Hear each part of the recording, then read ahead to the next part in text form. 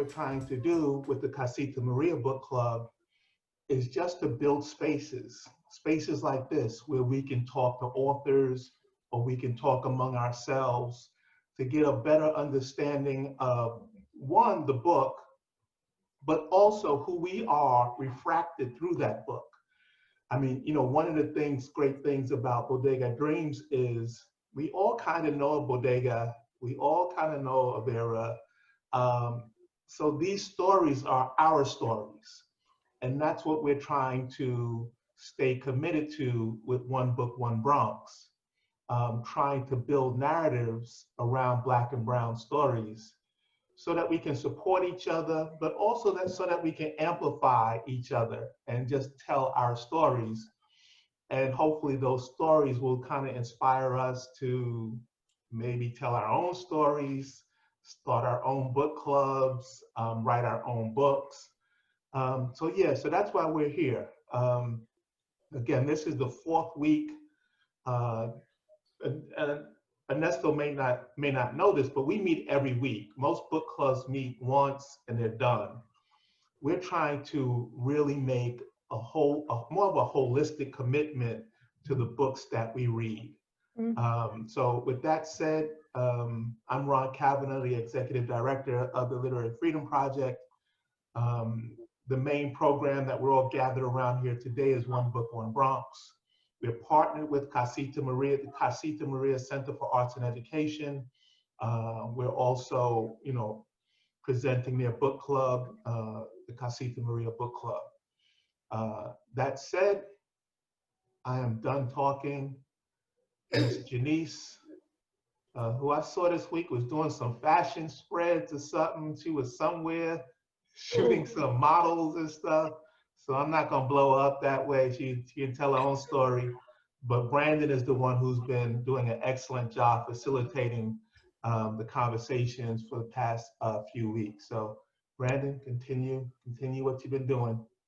All right, thank you so much, Ron. I know a lot of you have questions and I won't hold you up too much, but I would like to perhaps start us off, if you will. And Ernesto, if you know, throughout Bodega Dreams, there are so many times where you name names, in a sense, like you name the 23rd precinct that you're at. There's names of the grocery store. There's names of the schools. Oftentimes street names are names, 116th, 104th, whatever. And I'm wondering, but this is in East Harlem at the same time, right? So I'm wondering if you could talk about, just to kind of get us started, to kind of set the stage, if you will. I'm wondering if you could talk about kind of the artistic advantage, the power of growing up in such a rich setting like East Harlem, and being able to kind of convey that on the page, and maybe what that means to the story. Well, I'm saying that to kind of say that once I got to the, I realized that the things in the scene, the setting, was kind of a character in itself. Yeah, thanks, and thanks for inviting me, and thanks for doing all this, Brandon, sorry. Let me just say also that before I answer your question, is that this book, these characters, this does not belong to me anymore. It belongs to you. It belongs to the universe. Once you let it go, I believe that once I let it go, I'm no longer the authority. If you, let's say, Anna, if you see Bodega good, that's great. If you see, if the other Anna Martinez sees them bad, that's fine too. Just whatever I say doesn't mean that that's the only the book is yours. These characters are no longer mine.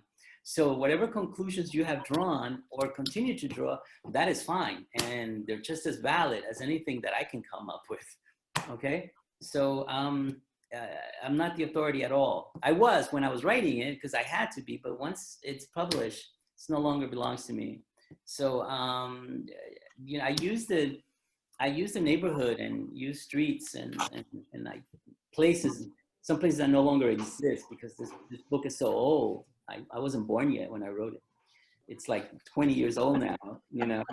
Some places don't exist, like El Museo de la Salsa is gone. It's beautiful place. The La Reina Bakery is gone. That was a beautiful place. You know, gentrification is doing a number on everywhere. And I wanted to put down La Marqueta, no, it's gone. I wanted to put the names of these places just to, you know, even in some little small book, some little ink that they existed. And I also, the way that we mentioned James Baldwin would do the same. He was very proud of Harlem. And he wouldn't shy away from naming streets and naming hospitals, naming schools. And I thought, you know, Jimmy is the teacher, and let me listen to what Jimmy says. So I put a lot of names and places. And I basically, the way that you can't name James Baldwin without naming Harlem, I said, well, you know, maybe Ernesto Quinonez can be, without naming Spanish Harlem, you have to name Ernesto Quinonez there too. So I was basically just following James Baldwin's lead. That's beautiful, beautiful. Does anyone want to start us off? Just raise your hand. Anna? Yeah. Well, Ernesto, I was thinking this book was written in the 70s when I was growing up in the Bronx. So you took me back because we were discussing the time frame, and then we found out because of certain things that was said that it was in the mid 90s or I got see. So this was like bringing me back home. The other gentleman was saying he was brought up differently. I was brought up right in, and I got to read that Chango Fire. I didn't know, but I got to read them all now, because that comment you made about didn't the United States experiment on Puerto Rican women with the birth control pill? And I believe my aunt couldn't have kids, so I think she was a product of that. And I'm grateful to you. Thank you, Ernesto. Yes, and you know, as much as I love Margaret Sanger, who is the founder of Planned Parenthood, she actually, and she's the one with the one she hired doctors. One of them was called Lacan to actually develop this pill so they can free women and give them more freedom, which is good. Okay, but the place that they chose to experiment on was Puerto Rico, and they would go to these villages and they would not give any information to the women. They would just say, we have this experimental pill that will not make you pregnant, and you can still, your husband can still have sex with you. So they would take it, but they would mess around with the dosage so they can find out what dosage actually was less lethal or less side effects. So a lot of women got sick and had horrible experiences and mental problems. And that, as much as I love Margaret was actually responsible for that. So in Taina, you know, I also I mention those events, and I try to, it's such a terrible subject that I try to bring in magical realism so you have a girl that's pregnant, but nobody touched her, you have a virgin. And I try to bring that because when you're talking about something so vicious as the sterilization of women, and in this case it's Puerto Rican women, although it's in general, to make it palatable, I brought in this story that we're all familiar with, since every Sunday we go visit her, some of us. Thank you. Mm-hmm. Nadia, do you want to ask your question? I kind of did already. Yes. Thanks, Nadia. I'll come up with another one, I'm sure. I can't really see whose hand is raised. Ron, can you? I can't. There's a raised option if you go to the chat function, I believe, Yeah. or the participants function, and there's an option to raise your hand. It's called Oh, yeah. reactions on the bottom. Your hand raised already. But does anyone have a question they want to jump in?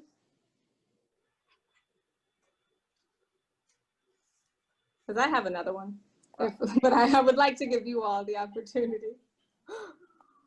Okay. Go, Brandon, go. Yeah, something. Oh, okay. I don't want to hug it up.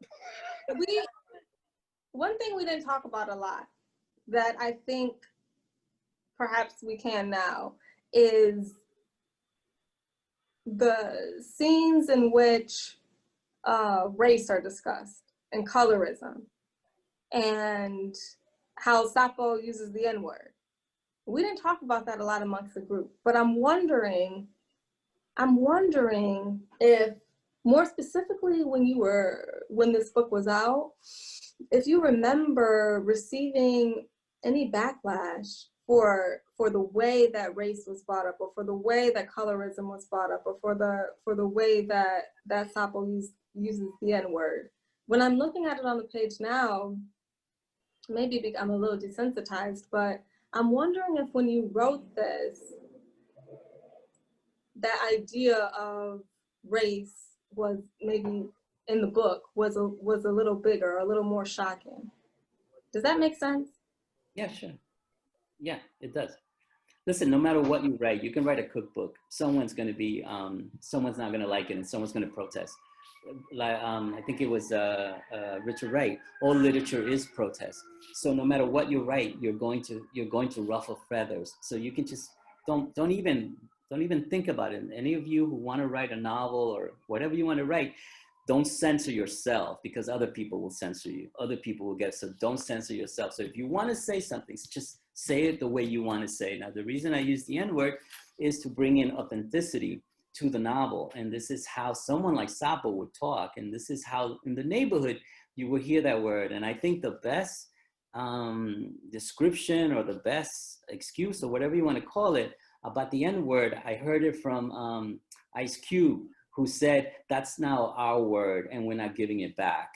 And I thought that that was absolutely beautiful. And now it belongs to us. And, you know, we have African blood.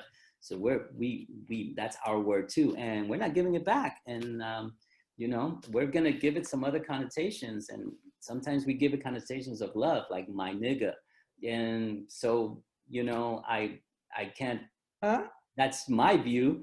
And I'm sure that just like other, you know, other people would be upset, but I'm with the camp of Ice Cube, who said that's now our word, and it's our word, and we're not going to give it back. Well, I'm glad you said that, because what's interesting, because I agree with you 100%. But in the pages, there's a scene where Sapo is talking to Chino about how he only got with Blanca because she was white, and that Sapo hated himself, or he couldn't handle a woman of his own color, or something like that. So I'm wondering, like, in that sense, like, can you talk about that idea of maybe being, this is getting a little deeper than I expected right now, but can you talk about like that idea of knowing that you have African blood and taking back the word nigga, but at the same time, possibly maybe feeling some self-hate? Well, what I was after in that, when Sapo says, yeah, you only date white girls, you should admit it. And if you want to dig deeper into that, I actually deal with that in Chango's Fire, in the second novel. That basically stems from you can say from colonialism, but in the neighborhood, while I was growing up, and my mom, I heard it from not just my mom, but a lot of women, they would say, you know, we want good hair, you know, you should marry someone lighter. And if there's a Blanquita in the house, she would go crazy. Like my brother once brought this white girl to the house, and my mom just started cooking, you know, making sure that she was safe. So that's how I was raised. And I don't know if it's right or wrong. And I don't know if skin preference should actually in romance should actually be questioned, but I do know that it is a fact, and there's no way that I was going to, in all my novels and in all my work, evade it just some politically correct. And I try to face it as best as I can with my characters. I just want to say I really appreciate that, you know, the reality of it, and you know, like you said, that it does happen, and you know, in all cultures, right? You know, I really respect that. And that conversation that Sapo had with Chino was very real and just very honest, and I thought it was important, and I do appreciate that, and appreciate you even saying it now. Yeah, you know. Thanks, Rachel. Vatasha, do you have a question, or did you lower your hand? No, yeah, I have a question. Mm-hmm. So Ernesto, when you said that, I guess you quoted Ice Cube when you said that nigga belongs to us, we're taking it and we're keeping it for ourselves. how does that relate? I mean, but besides like having the African culture in you, but like also knowing the history that like nigga is something that was said specifically to a group of people, and over, you know, over hundreds of years it has now it belongs to everybody for the most part. Like I don't understand that part. How does that, how do you own that, I guess, is what I'm asking. Vatasha, all I can Yes. tell you is that my heroes used it. Richard Pryor, Toni Morrison, James Baldwin. My heroes used that word, and they used it both in bad connotations and in good connotations, especially when they were around family, around friends. So if my heroes used it, Jimmy and Tony and Richard, if they, I follow my forefathers. The reason I'm here is because I'm standing in their shoulders. So to me, the word is, I go with Ice-T's camp. It's our word, and we're not going to give it back, and we're just going to add some wonderful connotations to it. It's sort of like turning something evil into something good. And in Puerto Rico, we have a demon called El Vejigante. And El Vejigante, we love El Vejigante. He appears in festivals. And sometimes the children give him candy, and sometimes he gives children candy, and sometimes he throws balloons at them with water. That's the Vejigante. But the origin of the Vejigante comes from Spain. And the Spaniards would actually use him as a devil to scare the people. He was a Moor. They would scare the people to go to church. Otherwise, the Moors were going to come get you. This is like from 1500 Spain, Spain from the 1500s. And when they conquered us, when we became subject of Spain, we inherited their devil. But notice, instead of us using racism for the Vejigante, because that's really what it was, stay away from the Arabs, stay away from the Moors, we turned him into something good. And now we love El Vejigante. El Vejigante's in festivals, and he's with children. And so you took something evil and you turned it into something good. And I think what Ice Cube was saying was that it is now our word, and we're not going to give it back, and we're going to give it loving connotations. Did anyone else have a hand raised? This is Haydee. Can you hear me? Hey, Haydee. Hey. Sorry, I don't have a picture today, and you don't want to see me. I've been working since 8 this morning. So let me just take a moment, Haydee, to introduce you. Haydee is the executive director of Casita Maria, excuse me, Center for Arts and Education. We partnered with them to present the Casita Maria Book Club. Thank you. That's it.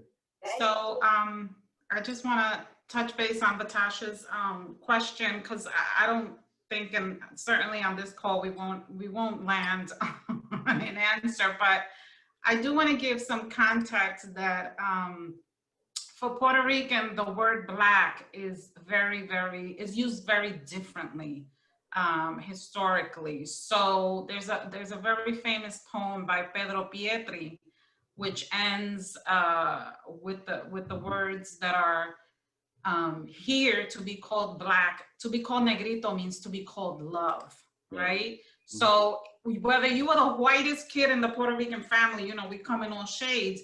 If they called you Negrito, that was like honey, love. Like my titi called my uncle Negrito, ven acá Negrito.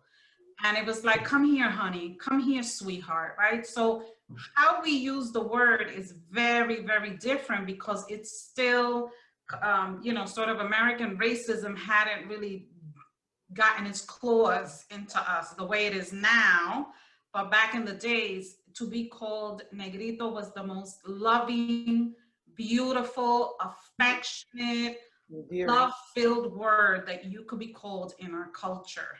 And it wasn't until that was turned around that then it became a bad thing. But I hope that gives you a little bit of a context. It's different than the N-word in English. Yes. But I just want to share that in Puerto Rican culture, to be called Black is to be called love. It's actually in a poem. I can put the link here for people. Thank you. Puerto Thank Rican you. obituary. It's the end of Puerto Rican obituary. But yes. It's not a bad thing. I mean, they're different words. I think that even though they touch on similar subjects, they're different words. Negrito and and nigger are totally, I think, Different. the history of, Totally different. I mean, the history behind them. As much as colonialism really hurt us, the history of that word in this country especially is just so evil, and it brings such evil images and evil events. So yes, I think the idea is right. Negrito means love and all of this, but I also think the words are a bit, they're similar in one aspect, but they're also very different in others. But Casita Maria, you know, I remember growing up in Spanish Harlem, I was in a little league team and we were Nectares Goyas. Goya, my God, oh my God. I was Goya once, can't believe it. Oh geez, I hate Goya now, don't buy Goya, right? And Casita Maria had a Pee Wee team too. I mean, a little league team too, and we would play them. And there was Funeraria Ortiz, also the funeral. So all these groups would give money so that we can play baseball. Even the funeral would give money, and we would play baseball in Central Park. Oh, that's really cool. Yeah. You know, does anyone else have a question? I'm sorry. Martha. Did you play a little Marta. bit? Marta? Yes. Okay, I'll lower my hand at some point. I don't know how to do it. Hello, Hello. Ernesto. Thank you so much for being here with us. I don't want to touch too much upon the nigger, negra, negrito subject because I think it's so packed. But I just want to point out that negro was also, or negra was a word that we had to take ownership of, because negra was not always used in a positive connotation, right? But in the context of the book, I did appreciate the authenticity of it, because it did remind me, to piggyback off of what other people were saying, it did remind me a lot about growing up and adopting the word. I use it almost every day in my language. So it was very, it just seemed like very natural to hear sapo specifically say it. I forget his name. Se me olvidó el nombre of the other guy. The main character, the protagonist. Chino, exactly. But, and then there was one point, sorry, because I have so much to say. There was one point where Sapo basically calls out Chino for liking only white women, which I thought was like spot on for me. And thank you for giving us the platform to say, like, this is our book now. So I don't feel bad about saying some of the things I'm about to say. Right. I thought that a lot of the book came from like a white patriarchal standpoint. And so when Sapo calls him out to say, like, yeah, well, you only like white women anyways, I was like, it's what I've been thinking all along, you know? But yes, at first I was like, I can't with this book. It's too much. Like, it's just from a white man's standpoint. And then as the book transformed, it was like a straight up telenovela. And I want to know, like, when are you going to put this in like a movie? Because I loved all of it. Vera, everything. I would love to put a movie, but it's, you know, if you got 5 million, 10 million bucks, yeah,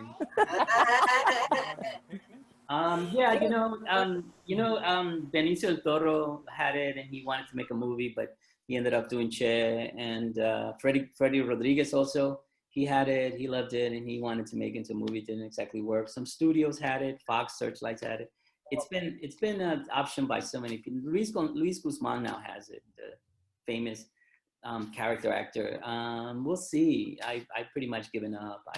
I'm a writer, so I'll just write. And if they make it into a movie, that'd be absolutely wonderful. But if they don't, they don't. That's, you know, there's not much I can say. But coming up time-wise, I think Anna asked a question about time. This takes place actually in the late 90s, because when I wrote it was the late 90s, and I got it published in 2000, which is now 20 years ago. But when the Young Lords broke up around 1975, 74, 75, so 20 years later would be 1995, basically. And I started writing it around 97. So yes, so Bodega, let's say that he was 21 in 1975. So by 1995, he's 41. So he's like pushing middle age, if not middle age, right there. So that's Bodega. Now, of course, he's in his 60s, 70s.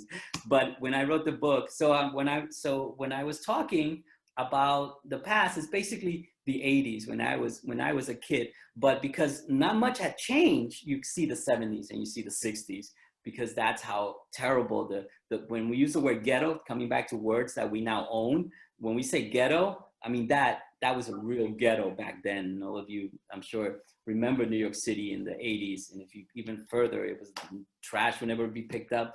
People would die because they would give no heat. They would die in their apartments. It was not exactly the greatest place, not exactly the best time to be living in New York City. And then when it got cleaned up, all of a sudden it's like, now get out, because of the rents got raised. So we lived through the worst of times. And then they did not want us to live in New York City through the best of times. And we were the ones who actually went through all that, not the new residents. And that's what Chango's Fire is about. But basically, coming back to the time frame of this book, it's actually the 90s, so the late 90s. So did I answer your question though? I think you did. Yeah. Thank you. Yeah. I was just rambling mostly, but yeah, you answered it. And I love the way that you turned ugly things into beautiful things. There's a line in the story, in the book, where you say, one of the most loved kids are the ones that are unplanned. And, you know, in our society, like teen pregnancy and things like that, or unplanned pregnancies are looked at, frowned upon. And so the fact that you turned it into something beautiful was just like all of the environment, you turned it into something beautiful. I appreciated that. So yeah, that was it. No, thank you. I remember coming back to beautiful and places that are supposedly not beautiful. My mom used to clean apartments. Ella limpiaba el apartamento del Upper East Side. And there was this kid who became my friend. His name was Scott. And I was like 6. We were like really little. And he had no friends. So he would always want me to come with my mom so he can have someone to play with. And when I wasn't there, he had to play with the doorman. Right. Meanwhile, I'm in the slum, right? I'm in the ghetto, and I got like millions of kids to play with, man.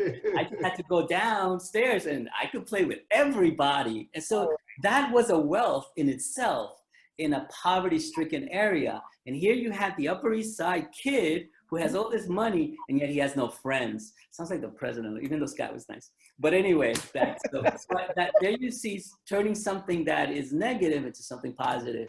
And I think El Barrio taught me that. Nadia, did you have a question? No, but that's a very sweet point. And by the way, it's very sweet that you dedicated your book to your parents. I said that earlier, but I think I was on mute. I don't have a question. I have some comments. Just let's take some questions just for right now, if you don't mind, to get some time. Yeah. Just so we can get through all the questions. Where in Puerto Rico are your parents from?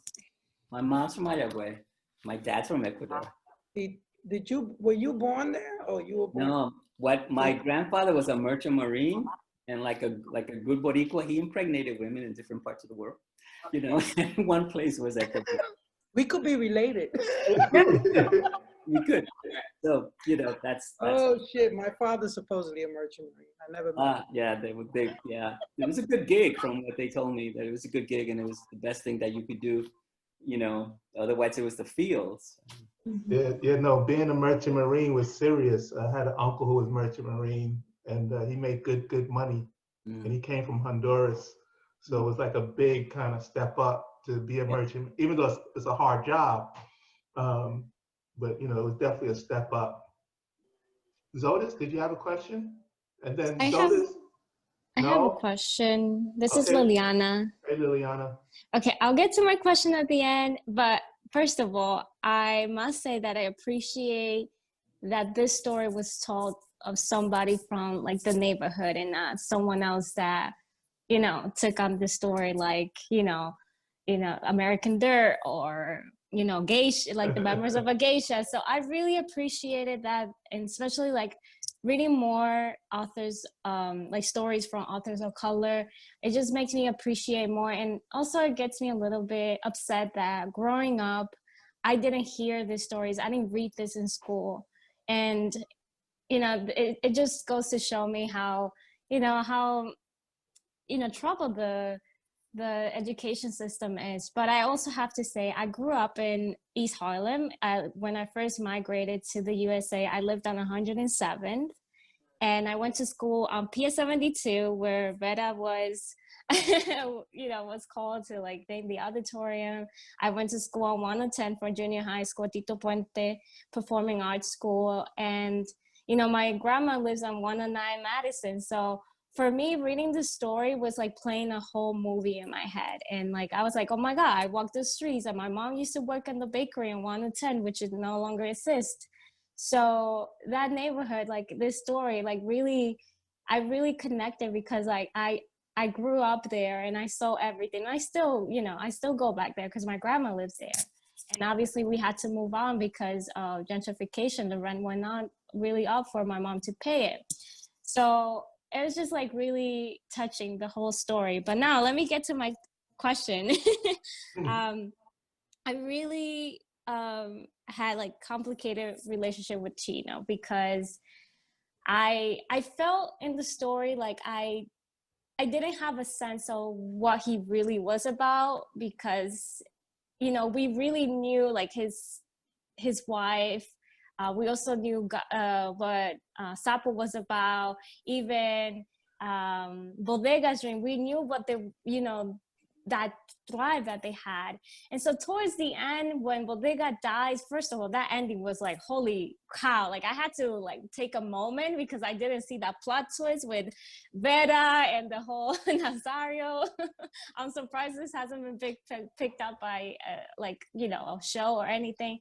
But it wasn't until the end that I saw Chino actually being motivated like to take on sort of like Bodega steps. So it was a little bit complicated for me. I don't know if this was something that you intended for Chino, not to have like, a specific motivation or dreams or passions, because it was like really unknown for me. I don't know if I'm being clear with my questions. No, you're very clear. Thanks, Liliana, for nice comment on El Barrio. And Chino, you know what, when I remember when I was writing, and there were times when I would say, Chino's pretty stupid, but then I would tell myself, he's young, he's very young, he's learning. And that's how I would sort of excuse Chino, because he's like 19, they went straight from high school to Hunter College, and it's in the book. So they must be like 19, 20 tops. So they're both very young. So Chino's learning, so he makes all these mistakes, and that's how I sort of excuse myself when I was writing it, so that I don't have to, make him this, know-it-all and, excellent guy. He's very young. He's still learning. And Blanca's very young too. So of course they will get trapped in this circle of this, crafty people. I felt like Sapo used Chino for his benefit. Chino wanted to fit in so bad that he would do whatever Sapo asked him to do. So he was more like a fit in and a peer pleaser. He wanted to be somebody's friend so bad that he would allow Sapo to use him for whatever he needed him for. And that's where Bodega took advantage of him. That's how I see it.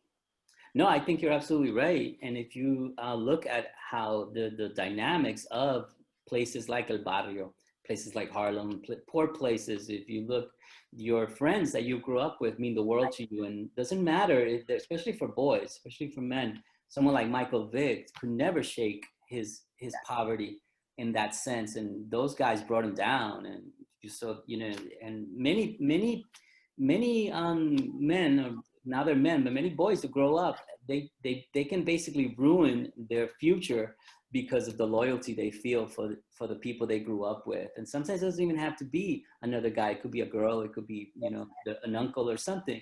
And that's something to be said in a place where you have nothing and all you have is each other's loyalty, each other's word, and each other's love. And though that person is imperfect, you're still not going to betray them. And at the same time, that can also doom you. And that is what I was after with Sapo. And yeah, Sapo did take advantage of Chino some, and I think Chino kind of understood it. But this is my boy. We we hit on the same girls, we fought the same guys, and we, you know, shoplift at the same crest on 105th. So we have a history, and it's that history that keeps them together. Right. It's like Anna said earlier, it felt like she was living her life over again. See, I was the product of being the only girl in the house. So I had a shopper in my house, I had a Chino, I had a bodega, I had a Rosario, I had all of them. Yeah. But I had 12 brothers, you know, and so Anna, I felt you when you said I was there reading the book. I was in that book. I was living it all over again. Because I was born and raised that way, you know what I mean? So, yeah. I'm from the Bronx, though. Yeah, me too. But it's all over. Yes. It's like, yes, but the Bronx was Lo mismo. living just like that. Yes. Especially during the 70s and the burning. And, exactly. And then I had a neighbor that he was the blackest kid on the block, and they used to call him Negro. And so that's like when she said about the Negro, he was my brother too, because he was like, that's my sister. He was always in my house. He was the blackest thing in the neighborhood. You know, and we all loved him. Didn't matter the skin color or whatever, it was just him. Yeah. Barbara, did you have a question? Yeah, hi, Ernesto. Thank you so much for being here. I have a quick question. Did you have a favorite character or a least favorite character? I'm sure that all of these characters kind of must be in your life, right? Mm-hmm. At some point, or they are in your life in a certain way, whether it's small or big. I wonder if you have a favorite. I'm all over. I'm sprinkled all over the book. I'm even Blanca because I was raised religious. My mom was Testigo de Jehová. She was Jehovah's Witness. Mm-hmm. So I'm even that. But if there's someone that's really real in this book, it's actually Sapo. Sapo was this kid I grew up with, and my mom would say, "I don't want to see you around Sapo." So there's where Blanca comes in. I don't want to see you around Sapo. He's a bad kid.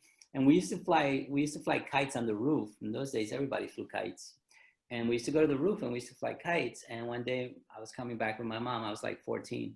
I was coming back with my mom doing compras, and I'm pushing that cart, right? And right next to our tenement, there's ambulances and squad cars and fire engines. And first we thought our house was on fire, but there was no smoke. So that was good. And then as we got closer and we started asking, they said that this kid had fallen off the roof. Hmm. And where we lived, there was a spike gate, right? And he had landed on the spike gate. So when we got there, they had thrown already it was a blue sheet they had thrown over him. And I just remember this big lump that you can see through and then at the bottom, at the cement, it was blood, but it was brown. I remember it was brown. I told myself, shouldn't blood be red? And then they told me that kid was Sapo, and that's how Sapo died. And so when I wrote about him in Bodega Dreams, I wanted to share him. I turned him into a drug dealer. I'm not saying that that's what he would have been, but according to my mom, that's probably what he would have been. Mm-hmm. So I try to share someone that meant a lot to me, because he wasn't exactly the nicest of kids, but he meant adventure, and he meant something exciting. And I remember when we were like in 6th grade, he knocked at my door and he said, yo, I got a Playboy. And Playboys were very hard to get in those days. Dirty magazines were hard to get. And I was like, oh my God. And I was like, all right, wait right here. And I hadn't done my homework. So I said, Ma, I'm going to go out. And she goes, not until you do your homework. And I was like, no, not today, Ma. Any other day, not today. And she's like, no. So I had to go and I had to tell Sapo, can you hide it for me? He says, no, man, it's my father's. So he was stealing his father's porn. I mean, this guy was a trip. And that was Sapo, So I had my best times writing it when I was writing about Sapo, because I could picture how he would be at that age. Probably the same as Chino, 20, 19. I mean, forgive me, but I think that you said you're kind of spread around, right, with all your characters, but just hearing you speak, I think your favorite might be Sapo, because your smile just kind of had this outburst and smile when you were talking about Sapo, and it's like you sounded like, wow, the memories came back, and that was like really touching. Yeah, I guess because Sapo died too. Nancy Saldivia was actually also real. She's not like Blanca, but there was a girl that I liked named Nancy Saldivia in 7th grade, and I described her exactly how Nancy Saldivia looked like. And I remember last time I saw her was like 92, 91, and she wasn't doing very well. I couldn't help her because I was also going through school, and I was a night school. I was working day. But I remember she said, I heard you're busting out college. And I said, oh, it's just city college. And she said, college is college. That's all that matters, which is actually in the book, but Bodega gets that line. And that was for Nancy. So yeah, I guess, they're real, but they're still alive. And Sapo actually died, and he died so young and in a terrible way. And maybe that's why I feel more like I'm actually bringing him back to life when I'm writing about him, and that's why I get excited. May I ask one more question? It kind of screams for the question because you mentioned the Playboy, and I saw this interview with you on The Moth where you spoke about the stories of prejudice and power, and you speak about your 7th grade and Mario, and did he exist in this book, the bully Mario? I love the way, honestly, I mean, it has nothing to do with Bodega Dreams, but I kind of connected it because you just said the whole Playboy thing and what you ended up doing to this bully. And that was like really amazing. So I was wondering, because you brought in Sapo, did you bring in Mario at some point? Mario's here. I mentioned him in Bodega Dreams. He's here. You did? Yes, I did. I didn't notice. This book is so old that I forget where it is, but I do know that when he's talking to Blanca, Chino says, Sapo, you remember that Italian Mario? He would have killed. Oh, that's Mario. right. That's the same Mario you were talking about? Mario, yes. Oh, okay. I have to find the part. Thank you. Sorry for asking. An argument, and she's like telling him about Sapo and how Sapo's evil, and he's like, we grew up together, and a guy can get beaten up here. And remember Mario, he was always looking at you. Remember Mario the was always looking at you, and yeah. Okay. Thank you. Thank you, Barbara. I have a question. Nancy, go ahead. Yeah. Hi, Ernesto. Thank you. Muchas gracias, por estar aquí. I immensely enjoy the book. This is my 2nd time reading it, or 3rd time, and every time I read it, there's a different angle for me. And thank you for sharing the story of Sapo in your life. I think for me, each and every character in that book has transversed through my life in one way or the other. So it was very relatable, all of these characters. I think because of the stage that I am in my life right now, I got Chino. I got him immediately insofar as why he acted the way that he did, why he was so difficult to read, why he had no sense of identity or sense of self. I didn't get that there was very much presence of a man in his life, his father or his mother, and I wanted you to talk a little bit about that and why that is. And then the second part to my question is, why did things end the way that they did with Chino and Blanca? Well, the reason I kept the parents out, in the first draft, I had their parents. I had Chino's parents, and the Ecuadorian and the Puerto Rican, and I had Blanca's parents, both Puerto Rican, and how they had raised them. And then I thought that draft wasn't working, and then all of a sudden it hit me that who am I writing this for? And I was like, I'm writing this for my people, yes, but also for a lot of young people, and really young people. And the perfect existence of a teenager is without parents. Yeah, that's exactly right. Yeah, that's true. So if the parents aren't here, and they're playing house, which is what Blanca and Chino are doing. This is perfect. That's what teenagers love. Yeah. Play house without the parents.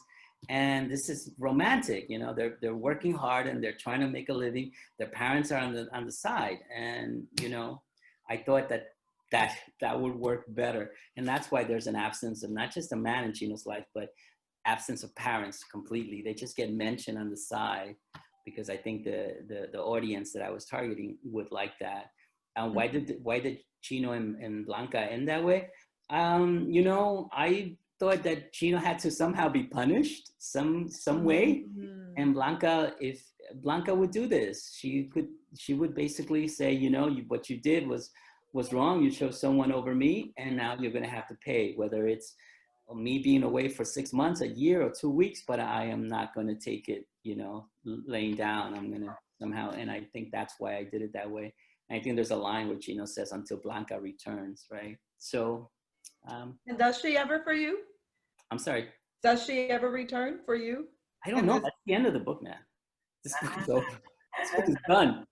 This book is done. No, I don't know. I could care less if she returns to Chino. Just wondering if there's a second version to, if there was ever a thought in your mind to, because it seems like, you know, the book could continue, at least in my mind. There were so many stories that could continue to evolve, particularly as I saw Chino sort of take on this mini role, if not in his mind, of you know, picking up from where Bodega left, you know, when he extends his home to the grandfather and the little boy that were looking for Bodega, and he says Bodega is dead, and he invites him to his house. I just kind of like saw this as, you know, what does that mean for him? You know, what is this meaning for him, for Chino? Is there a continuation here? Is this a different story that's going to continue? So that's where my mind went right away, because it just seemed like it was a transition, like a transference of dreams, right? And trying to continue a future in memory of Bodega, you know. So yeah. Well, you know, the memory is there. The neighborhood remembers him. But you know, I remember my editor, and she wanted Blanca to come back to Chino. And you know, she was a you know, American, Anglo-American, and I think the thing about Anglo-Americans, the thing about America is that it wants a tragedy with a happy ending. And I was like, no, they cannot get back to, this is how the book has to end. And she wasn't very happy about it, but you know, eventually she folded. But she also wanted them together, and she also wanted me to do a series, and I'm not going to do a series. And you know, now Chino and Bodega discover a slave ring in Spanish Harlem. And then the next book is now Chino and Bodega, you know, stop child prostitution. And then I wasn't gonna do a series. I wasn't interested in doing a series of the book. I was gonna do a Spanish Harlem trilogy, but I wasn't gonna do that. So, and maybe it cost me some money, but I couldn't see myself sitting down and visiting these characters again. Yeah, I told her, you know, what happens at the end is that they all get on a plane to Puerto Rico, all of them, Sapo, Chino, Bodega, and the plane goes down in the Caribbean, and they never hear from them. It's lost. Like, I'm a Lincoln plane, it's lost, and that's what happened. That is a happy. And she was like, well, you know, people want to hear, and I was like, well, you know, they have one story, and why do you need a second coming? You got the first coming. You don't need a second coming. The first coming taught you, be nice to your neighbor, treat others as you want it to be. Why do you need a second coming? All right, just take the first coming and accept that for what it is. Can I ask a follow-up question? In terms of like your writing process, did you know how the text was going to evolve when you started, or does the text take on a life of its own as you're writing it? I'm curious, and I'm asking specifically around that plot twist that was mentioned earlier, that the minute I read it, I was like, wait a second, you know, like I kind of saw it coming, but I didn't see it coming. And I was like, whoa, I can't wait to get to the book discussion to talk about this right here. Like, did you foresee that? Like, do you plot things out from beginning to end and then develop it, or does it develop as you're writing? Thanks for that question, Lydia. The writing process is very personal. It's what works for you, and I'm sure you're a writer because you brought up that question.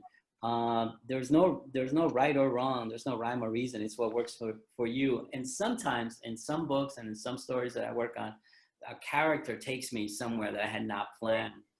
Sometimes I have to, for example, Sapo could take over that book. And there were times when I was like, you know, enough with Sapo.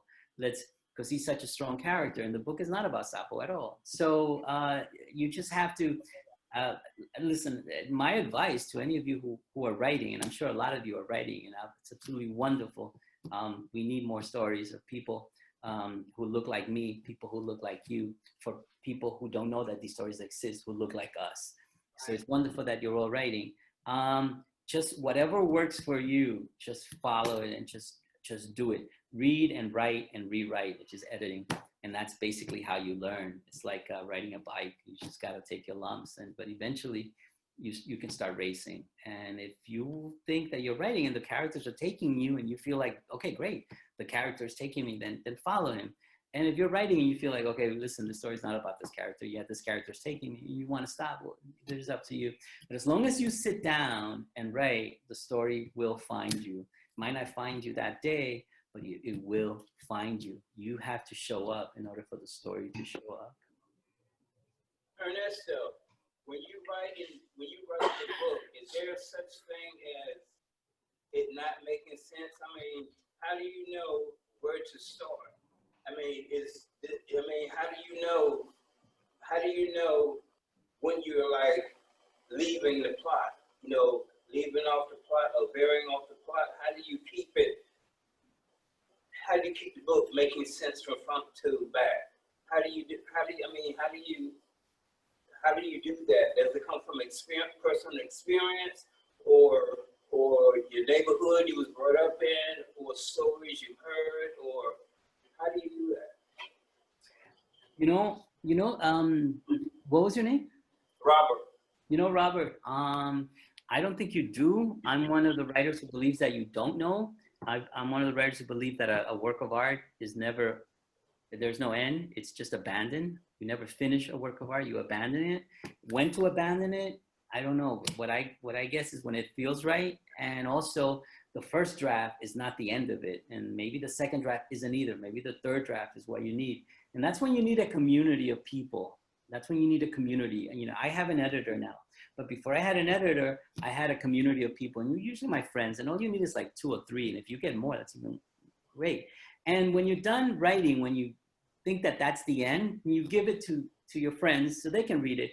They give it back to you with comments. Oh man, I love the story, but you know what? The grandmother sucked, the grandmother. Then you make your changes if it rings true to you. And then you get the draft from another friend, and basically your friends become your editors. And then you take all that information, you analyze it, see what's making sense, and now back to the drawing board and start writing it again. Start making those changes, and that's how you learn to write. You of course read, write, and then you rewrite, and that's how you basically it. Ernesto, this is Haydee. I had a question for you. First of all, thank you for such a wonderful piece of art. I'm born and raised in El Barrio from Wagner Projects. I read it in chat. Franklin. I was the last graduating class in Benjamin Franklin in 1982. Anyway, my family is still in El Barrio. But my father was a bodeguero. And I know this is sort of picking on your brain from 20 years ago, but the name bodega, right? In our culture, the bodega is so central, right? My father was a bodega owner, but he was a social worker. He fed the hungry, he listened to people's problems, knew everybody's story. So can you sort of think back to sort of why the whole book is around the bodega theme?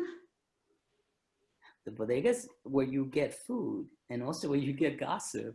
And you also get help too. It's like, other than church, that's where you commune. The whole community goes there. So you have access. Someone's looking for a job, you go, you ask in the bodega, anyone who can hire me? You also hear what other people have done, what sins or, transgressions. And you also pick up, your ramen noodles for 25 cents so you can eat and whatever. So the bodega is very central to the community. And that's why I have the bodega there. You know who went to Benjamin Franklin? Ed Vega. I don't know if you heard of him. Ed Vega was a Puerto Rican writer. And so did Hernandez, the poet. Jeez, I forgot his first name. He also went, he had a book called Maracas and a whole bunch of books he also went to Benjamin Franklin High School. Now it's called Math and Science or something, right? Yeah. Yeah. It's one of the last beautiful high schools from the heyday of New York City education in the 30s, 40s, 20s, when actually principals, you will see pictures of principals like you do in colleges, in Ivy Leagues, like all the presidents have like their portraits. You would actually have that in the Benjamin Franklin at that time with all these principals from the past. It's really lets you know. Now high schools get built very cheaply, but back then there were these beautiful buildings. You see a lot of them in Brooklyn still, but in the outskirts of Brooklyn. I have a question, Ernesto. Sure. I always felt that this book, that when you were thinking of this book, were you first thinking of gentrification and the politics around gentrification, and then you just sort of formed a story around that? You know what? I don't know, but I do know that I wanted to put my politics, because that's really what I believe. It's really what drives me.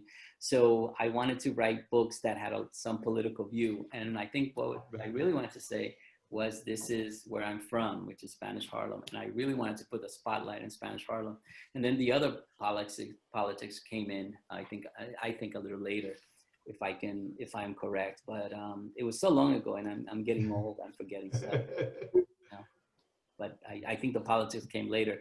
But I did know that I wanted to put a spotlight on Spanish Harlem. And to be totally honest, what I also remember was using Woody Allen's movies, Manhattan and Annie Hall, and how he is so proud of New York City, and he puts his scenes in the Museum of Natural History. He puts a scene, you know, at the United Nations. And so he's showcasing New York City. So I said, you know what, I should put scenes in El Museo del Barrio. I should put scenes in La Marqueta. I should put scenes at the PS 72. I should show El Barrio the way that this guy shows New York City. So I thought that was also, if I'm correct, that is a model. That was a model for Bodega Dreams in the background, in sense. And of course, okay. I have a question. If this was to be introduced in school to students, at what age group do you think this should be introduced? What age level or grade level? Middle school. You know, if it starts off when they're like in junior high school, so I would say junior high school. But you know what? I think that students are more smart than they're given credit to in schools, and I think they can handle anything as long as you give them enough background and you give them enough freedom for them to understand it. So I think students can handle it. Students in junior high school, which starts at like 12, 13, I think they can handle it as long as you give them you give them the platform, and you give them the foundation, you give them something to stand on, and you give them the freedom of not laughing if they want to, but that some of this is very serious. And I think that they will see themselves in a lot of the characters, and I think that's what's been happening. But you know, that's. Have you ever thought? Sorry. Have you ever thought to connect with schools to make this one of the books that's being taught in schools? Because they already have these books that students are reading that has nothing to do with their community. And as teachers now, you realize the community that these students live in is important to them. So this is something that they should learn about, not just the white history. No, you're absolutely right. Yeah, it's, you're absolutely right. And I mentioned that in Bodega Dreams how they didn't teach us. And I think someone else mentioned how books like that are being written today and published today, we wish we would have had, like The Poet X. I love Elizabeth Acevedo's work. It's absolutely wonderful. Evelise Rodriguez, Love and War stories, absolutely wonderful stories. They weren't published in our time. We could have used that. The book's already in schools. Schools use it all the time, especially high schools. I visit high schools a bunch of them. Now with COVID, I haven't visited them. I've done some Zoom with them, but I would basically visit a high school. There was a time I was visiting like a high school a week. And, I do it because I want, number one, no author ever came to my school. No author that looked like me ever came to my school. So I go to these schools and I don't have to say anything like don't do drugs, I don't have to say anything. You yourself have the sermon that this kid from Spanish Harlem who looks just like you is now a writer and an Ivy League professor. And I just tell them stories and make them laugh. I just tell them stories of me growing up in el barrio, you know, stealing dogs and returning them and all this stuff that I did as a kid in el barrio. And they ask me questions of bodega dreams, and I answer and I make it. And I'm really bored of the book, to be totally honest. I am bored of the book. But I have to put on this face because it makes them happy. And some of these kids actually make Cornell. And I get excited when one kid says, you came to my school like 3 years ago. And I'm like, yes, yes, it's worth going through those metal detectors. Right about that. Qué malo. Brenda, so we're gonna have Brenda and then Marta. I don't know if Marta still has a question, but Brenda, you go ahead. Hi. It's so funny that she asked that question if you go to schools, because my daughter actually was going to East Harlem School right on 103rd. Right. Yeah. Yes, and you visited her class, well, actually the whole school time. So it was actually the whole school. And when she told me you were coming, I was so excited. We spoke about the book before you got there. And I was always making sure she knew that neighborhood because I grew up right in Metro North, in Old Metro. So I wanted her to know that. So here she goes. So when you went to her school, she came back home and she was so excited. She was like, Mommy, he was so real. He spoke just like a regular person, like everyone here in the house. Like, she was so excited that she got to read the book. And this was about a year ago. So, you know, and she was like 13. So there was kids there from 11. So I wanted to say thank you for definitely going back to the community and definitely giving back to them. But I was going to ask you, what is it? What's the message that you want kids to get from this book when they do read it? You know, I try to, yes, I have politics in here, but it's whatever message you find, it's whatever interpretation you find. It's if you think that that you feel closer to this character and you think that that's the road, then that. But I am not here to interpret your own interpretation. That's organized religion. You interpret the story the way you see it that will benefit you. Now that's the key word. Is it going to benefit you? And then it's open. And that's basically what I tell the high school students. I'm not here going to say, don't be like Sapa, don't sell drugs. They know. So basically I say, whatever you feel that you can take from this story that will benefit you, then you take it and you help yourself first. And then when you help yourself first, then you help your family. And after you help yourself and your family, then you help your community. And that's basically it. Yeah. Okay. There's a lot of arrogance in writers. They swear they know everything, and you see them in pictures and they're like, you know, all serious. And then when you read their biographies, their lives were a mess. You know, I'm doing my best, and I have my politics, but it's whatever you see in the story that benefits you, you take, or something you hate. That's fine. I'm very happy, and I feel fortunate when somebody spends, what is it, 14, 15 bucks to read me. I think that's absolutely wonderful. And if they get it from the library for free, that's still wonderful, because they're going to spend time, and time is money, reading a book. So whatever they want to do with that book is up to them, because they paid a price. So if they interpret it whatever way they want to, it belongs to them because they actually put in the work. So it's their story, and they take from that story whatever it is that they want. Mm-hmm. Anisha? Well, I was going to say that your book has really been on the teenage reading list for the past 20 years, and it is still circulated. It's still on the list. So thank you very much for that, because I do work in the library, and it is one of the most requested young adult books that circulate. So it's really good. I enjoy it. Yeah, thank you. Actually, a librarian told me that it gets stolen all the time. I was so happy when I heard. I said, we actually are replacing it. Yes. So it's been, since it came out, it's been really like #1. It is on the reading list, and the children really like it and enjoy it. Thank you. I have a question.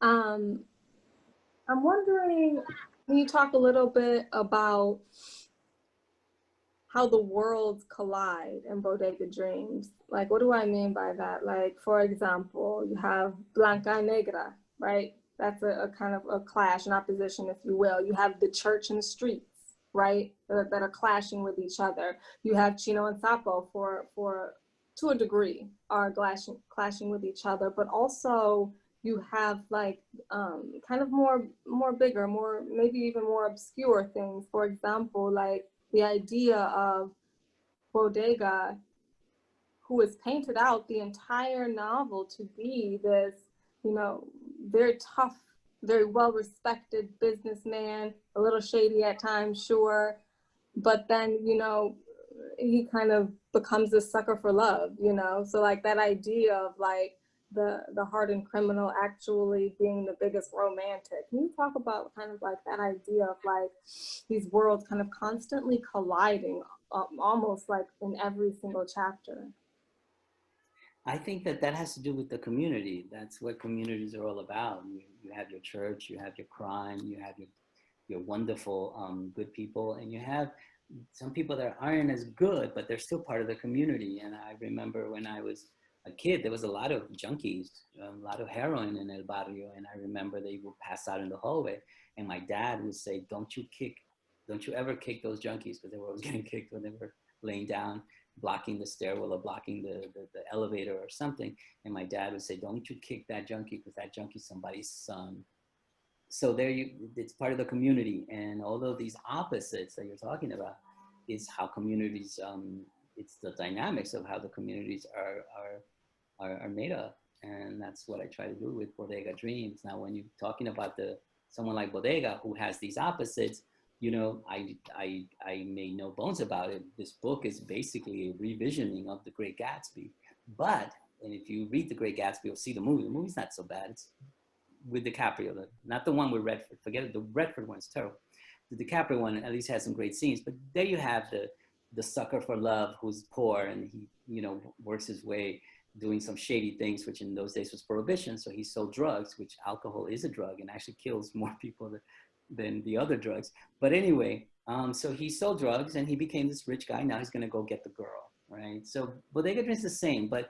And the reason I did that also is because I wanted to be totally honest, I wanted to screw with America's Sacred Cow. And America's Sacred Cow is The Great Gatsby. That is the American novel, the American novel. I said, I'm gonna take that fucking novel and I'm gonna bring it to El Barrio. I'm gonna make it ours. And I'm gonna revision it. And I thought it was fun. I never thought it was gonna like turn into this little monster. But you know, that's the reason I did it. But it has to stand on its own. And the way it stands on its own is by bringing all of this community that doesn't get a lot of attention in literature or in TV or in the media. And I hope that it worked, and I'm just happy that some people like it.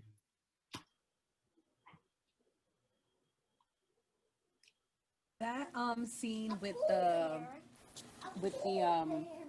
the teacher and the signature biting that Sapo does, is that something that actually happened in your life? Yeah, I'll tell you what happened. What happened was there was a guy named Blessington. That's his real name. And he was this very tall, very good looking young teacher who would always say, I can be making tons of money in Wall Street, but I decided to teach you kids. Oh, wow. Okay. Thank you. Thank you, Mr. Blessington. And he would always say that, right? And Sapo used to hate him. And of course, he hated Sapo. So we're taking a test, right? And he taught history. He taught history, not English. He taught history. So we're taking a test, right? And he says, I don't want to see anyone looking at anyone's paper. And of course, Sapo, that's like asking Sapo, you know, to exactly do that. So he started looking at everybody's paper, right? So he goes to Sapo and he says, now you got a 0. So he takes his paper and he crushed it and he threw his test, he threw it in the garbage. So Sapo was like, I don't care. Right? So then he took out another paper, right? And he started drawing, and then Blessington saw that he was drawing. Now, of course, nobody's on the test. We're like, oh shit, this is gonna be good. This is nobody. I mean, he was that dumb. Totally threw everyone off. His own test. So now everybody's looking at what's gonna happen. So Blessington sees Sapo drawing. So he takes his drawing. He says, you're not gonna draw here. So he crushes it. He throws that one out. Right? Sapo's like, no problem, right? takes out another paper, right? All right, but this time Sapo's ready. And what happened was, you know, Blessington always had a suit. He always had a suit, and I guess it was expensive. It looked expensive, right? In the book, I said it was Italian, whatever. I'm not sure, but it looked expensive. So now Sapo's ready, right? So when he bends down to take his paper, he says, "You're not gonna do it." He takes his paper. His tie is hanging, and Sapo had his knife, and he cut it. He cut the. Oh my God. At a 007, and he cut the teacher's tie. And I just remember Blessington being so shocked that his tie got cut, you know, and then he took the tie and put it in his mouth, like it was a tongue, and he got in trouble. And that's really what happened. That's the real story. But because in fiction, at the beginning, I said that Sapo bites, then it would be better if he bites the teacher. And that's fiction. You take something that's real and you sort of embellish it to fit the fiction. So you don't get sued también. Oh, you know what? It's fiction. You know. Both stories are amazing. Either way, I knew that that teacher was real because I've actually seen that teacher in my own personal life at some point. You know what I mean? Wow. He's lucky he didn't get his throat cut. That was before metal detectors, Bella. I don't know. That he was like, we were like 13. We were like in what, 7th grade, and he died when we were in 8th grade. So.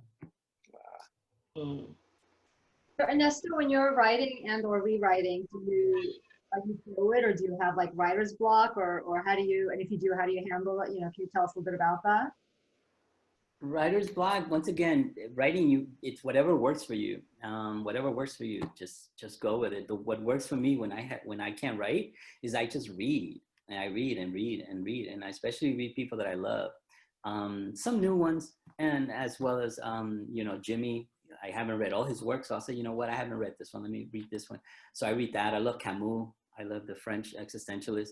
I love a French romantic sappy writer. Her name is Margaret Dura. I love her work as well. I love Toni Morrison's work. So I just read. I read. And then before you know it, something excites me. And I said, oh, I would love to do something like that. Or, oh, maybe I can do something like that in that chapter that I just cannot seem to start. Oh, maybe. So they're also teaching you, not just inspiring you, but they're also teaching you how to write. At least for me, that's how I beat writer's block. And it doesn't last that long because I just start reading and then I get caught up in my work. Okay. Yeah.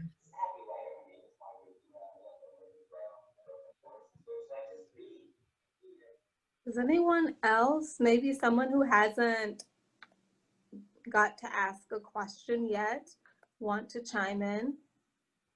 We have a few more minutes, about 10 more minutes. I did have I asked the question before, but if I'll ask another one. The fact that your first book has become this classic, but you continue to write books, and those books haven't received as much attention as your first book. Is this like your lot in life, to be always sort of connected to Bodega Dreams? Or are you still trying to create space for Chango's Fire and Taino? You know what? I see it as, you know, you have kids, right? Let's say you have 4 kids, 5 kids, or even 2 kids, right? And let's say one of them becomes a total success, becomes, you know, a wonderful, not just a wonderful person, but a billionaire, and gives money to all these foundations that are doing good things. And then the other 3 aren't doing that great. You're not gonna not love them just because this one is, you know, this amazing thing. You still gotta love them. So that's how I view these books, and as well as my future writing. Just because, you know, that you know, Bodega Dreams might be in your headstone doesn't mean that the others, I'm not gonna give them any attention. If you guys read Chango's Fire, I will be here. If anybody reads Chango's Fire and were nice enough to read that book and buy it and take time to read it, I'm more than happy to discuss that. So, and the same thing with the others. You just got to continue to love your children, which is what books are. And once children grow up, they become their own people. And that's what happens when you let them go, I feel. When I let them go, they're no longer mine. They belong to you. I have really no say on how you think of them or make your conclusions. So whatever you guys do, you're the father of your books. I am no longer. Go. I'm the absent father. Yes. Okay. I love this book. I just have to continue to say how it brought me back to the 70s, and I'm much older than you. And there was a scene, the bodega in my neighborhood was a place to go to. And actually, there was a drug dealer. Can you hear me? Yeah, can you? There was a drug dealer who brought someone in from Puerto Rico, groomed him, and he actually killed him. And the drug dealer was going to the bodega to get his gun and didn't make it. Mm-hmm. So this book made me think about all my past, you know, and even though we're in two different boroughs, this was happening. Mm-hmm. This was happening for me in the 70s. And I think you are ahead of your time. So, I mean, even though you lived it then in the 90s, I don't know, nothing's changed then. Yeah, not too much has changed. I know. That kind of upsets me because a lot of students see from places like El Barrio, Bushwick or whatever, they see relevance in this book that was written 20 years. They see relevance in Native Son, written by Richard Wright, 1940, and that stuff's still happening now. We're talking like almost 70 years, and this stuff. And so you're telling me that nothing has changed. That breaks my heart. Native Son. It should be a book that we say, oh yeah, that used to happen. Yeah, Black people used to be treated like that, and the cops would kill them for no reason, and they were conditioned by society. And white people were very much into here we come to save the day, this Mighty Mouse complex. That's, you would think that would be in the past, and that Native Son would have no impact today. When the fact is you read Native Son, and it's happening right now in 2020. I would rather have things change in El Barrio, and nobody buys this shit. They're like, oh yeah, that's a relic. That used to be in the past, in terrible days. Things have changed now. Everybody's happy. We, Latinos and everybody's cool. Blacks are cool. Everybody's happy. Whites are happy. I would love that. And screw the books. Screw all those books. Let's make change, and let's make good change, positive change. And if we ever read these books, we say, oh, that doesn't happen anymore. That would be awesome. That would be awesome. I'll be out of a career, but I don't give a fuck. I'd rather have that than what we have now. Yeah, well, ain't things changing much. But they are changing to a certain extent. Yes, okay.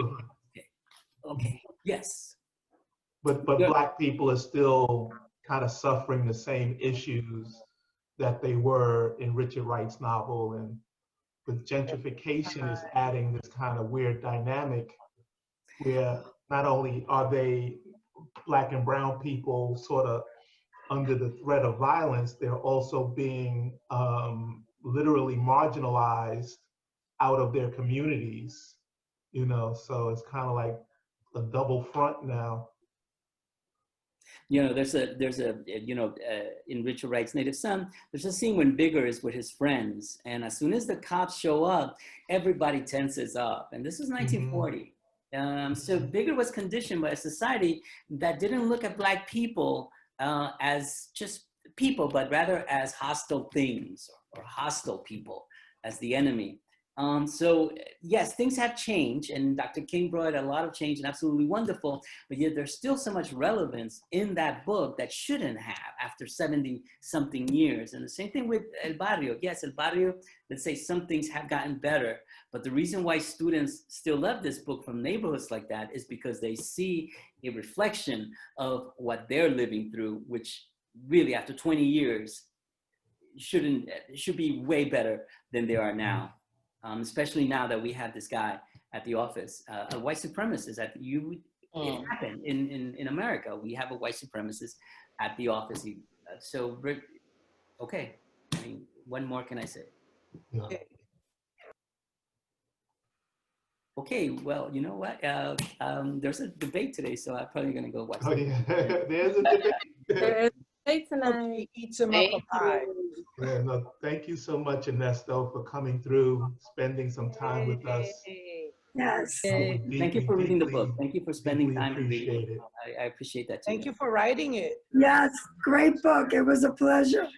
Absolutely. Thank you. It was a lot of fun. It's my modern fire next time. Okay. Sounds good. It's also good for wrapping fish. Mira.